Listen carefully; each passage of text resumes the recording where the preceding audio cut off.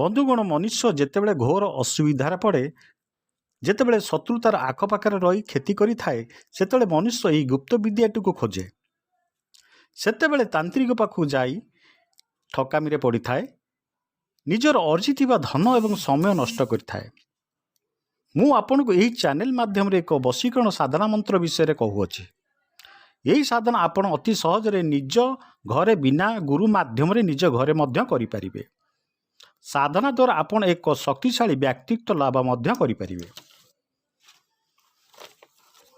ବନ୍ଧୁଗଣ, ସାଧନା କରିବା ପୂର୍ବରୁ ଏହି ଚ୍ୟାନେଲଟିକୁ ଲାଇକ୍ ଆଣ୍ଡ ସବସ୍କ୍ରାଇବ୍ କରିଦିଅନ୍ତୁ। ବନ୍ଧୁଗଣ, ଏ ମନ୍ତ୍ର ହଜାର ହଜାର ପୁରୁଣା ପୋଥିରୁ ସଂଗୃହୀତ। ବିଧିରେ ଏହି ସାଧନା କଲେ ମନ୍ତ୍ର ସିଦ୍ଧିପ୍ରାପ୍ତ ହୋଇଥାଏ, ଯଥା ଫଳପ୍ରଦ ହୋଇଥାଏ, ନଚେତ୍ ମନ୍ତ୍ରର କୌଣସି କାମ ଦେଇନଥାଏ। ପ୍ରଥମେ ଜାଣିବା ବଶୀକରଣ କ'ଣ ଅଟେ। ବଶୀକରଣ ହେଲା ଯେଉଁ କର୍ମ ବଳରେ ସମସ୍ତେ ବଶୀଭୂତ ହୋଇଥାନ୍ତି, ସେହି କର୍ମକୁ ବଶୀକରଣ ବୋଲି ମୁନିମାନେ କହିଅଛନ୍ତି। ବଶୀକରଣ ସାଧନାରେ ନିର୍ଦ୍ଦିଷ୍ଟ ବାର, ତିଥି, ନକ୍ଷତ୍ର, ଲଗ୍ନ, ଋତୁ, ଦିବସରେ ଆରମ୍ଭ କଲେ ମନ୍ତ୍ର ନିଶ୍ଚିତ ସିଦ୍ଧି ଲାଭ ହୋଇଥାଏ। ବାର ହେଲା ରବି, ଶୁକ୍ରବାର। ତିଥି ହେଲା ଷଷ୍ଠୀ ଓ ଚତୁର୍ଦ୍ଦଶୀ। ନକ୍ଷତ୍ର ହେଲା ମୂଳା ଓ ଶତଭିଷା। ଲଗ୍ନ ହେଲା କନ୍ୟା ଓ ମୀନ ଲଗ୍ନ। ଋତୁ ହେଲା ବସନ୍ତ ଋତୁ। ଏହି ସମସ୍ତ ଋତୁ ଲଗ୍ନ ଏକାଠି ପଡ଼ିଲେ ଭଲ, କିନ୍ତୁ ଋତୁ ନକ୍ଷତ୍ର ନ ପଡ଼ିଲେ କେବଳ ରବି ଓ ଶୁକ୍ରବାର ଦିନ ମଧ୍ୟ ଆରମ୍ଭ କରିପାରିବେ। ଏହି କର୍ମ ପାଇଁ ନିର୍ଦ୍ଦିଷ୍ଟ ଦେବତା ମଧ୍ୟ ଚୟନ କରିବାକୁ ପଡ଼ିଥାଏ। ଦେବତା ହେଲେ ଶୁକ୍ଲବର୍ଣ୍ଣା ସରସ୍ୱତୀଙ୍କୁ ଧ୍ୟାନ କରାଯାଇଥାଏ। ସର୍ବପ୍ରଥମେ ଏହି ପୂଜା ସନ୍ଧ୍ୟା କାଳରେ ଏକ ପୂଜା ଗୃହ ଯାଆନ୍ତୁ। ଠାକୁରଙ୍କ ନିକଟରେ ଏକ କଳା ରଙ୍ଗର କିମ୍ବା ଧଳା ରଙ୍ଗର କମ୍ବଳର ଆସନ ବିଛାଇ ଦିଅନ୍ତୁ। ପୂର୍ବ ଦିଗକୁ ମୁହଁ କରି ପ୍ରଥମେ ବଂ ବୀଜକୁ ଜପ କରନ୍ତୁ। ବଂ ବୀଜ ହେଲା ସରସ୍ୱତୀଙ୍କର ବୀଜ ମନ୍ତ୍ର ଅଟେ। ଜପ ସଂଖ୍ୟା ହେଲା 21 ଥର। ପୂର୍ବ ଦିଗକୁ ମୁହଁ କରି ବସିଯାଆନ୍ତୁ ଆସନ ବିଛାଇକି। ତାପରେ ବଂ ସରସ୍ୱତୀ ନାମ, ବଂ ସରସ୍ୱତୀ ନାମକୁ ଏହି ବୀଜ ମନ୍ତ୍ରଟିକୁ 21 ଥର ପୂର୍ବ ଦିଗକୁ ମୁହଁ କରି ଏକାଗ୍ର ଚିତ୍ତରେ ଜପ କରନ୍ତୁ 21 ଥର।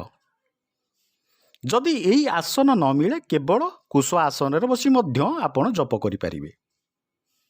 ଦେବୀଙ୍କୁ ପ୍ରଣାମ କରି ପଞ୍ଚୋପଚାରରେ ପୂଜା ଆରମ୍ଭ କରନ୍ତୁ। ଧୂପ, ଦୀପ, ନୈବେଦ୍ୟ ସମର୍ପଣ କରନ୍ତୁ। ତାପରେ ଗୁପ୍ତ ମନ୍ତ୍ରଟିକୁ ପ୍ରତ୍ୟେକ ସନ୍ଧ୍ୟା କାଳରେ 3 ସହସ୍ର ଲେଖେ 27 ଦିନ ପର୍ଯ୍ୟନ୍ତ ଜପ କରନ୍ତୁ। ମୁଁ ଆପଣଙ୍କ ନିକଟରେ 3 ଗୋଟି ଗୁପ୍ତ ମନ୍ତ୍ର ଉପସ୍ଥାପନ କରୁଅଛି। ପ୍ରଥମଟି ହେଲା ଓମ୍ ହ୍ରିଂ ହ୍ରିଂ ଠଂ ଠଂ ନମ ଦେବୀ କାମାକ୍ଷାୟ ମମ ସର୍ବଲୋକ ବଶୀକରଣ କୁରୁ କୁରୁ ସ୍ୱାହା। ଏହି ମନ୍ତ୍ରକୁ ପ୍ରତ୍ୟେକ ସନ୍ଧ୍ୟାରେ 3 ସହସ୍ର ଲେଖାଏଁ 27 ଦିନ ପର୍ଯ୍ୟନ୍ତ ଜପ କରନ୍ତୁ। ଅନ୍ୟଟି ହେଲା ଓମ୍ ହ୍ରିଂ ହ୍ରିଂ ରକ୍ତ ଚାମୁଣ୍ଡେ ସର୍ବଜନ ପ୍ରାଣୀନଂ ବଶମାନେୟ କୁରୁ କୁରୁ ସ୍ୱାହା। ଏହି ମନ୍ତ୍ରକୁ 3 ସହସ୍ର ଜପ କଲେ ମଧ୍ୟ ସିଦ୍ଧିପ୍ରାପ୍ତ ହୋଇଥାଏ। ଅଥବା ଅନ୍ୟଟି ହେଲା ଓମ୍ ହ୍ଲିଂ ଶ୍ଲିଂ କ୍ଲିଂ ଧାୟ ଦେବୀ ନମ ସର୍ବପ୍ରାଣୀ ବଶମାନେ ସିଦ୍ଧି କୁରୁ କୁରୁ ସ୍ୱାହା। ଏହି ମନ୍ତ୍ରକୁ ଶନିବାର ଠାରୁ 7 ଦିନ ପର୍ଯ୍ୟନ୍ତ ନିୟମିତ ଭାବେ ଏକ ଆୟତ ଜପ କଲେ ମନ୍ତ୍ର ସିଦ୍ଧିପ୍ରାପ୍ତ ହୋଇଥାଏ।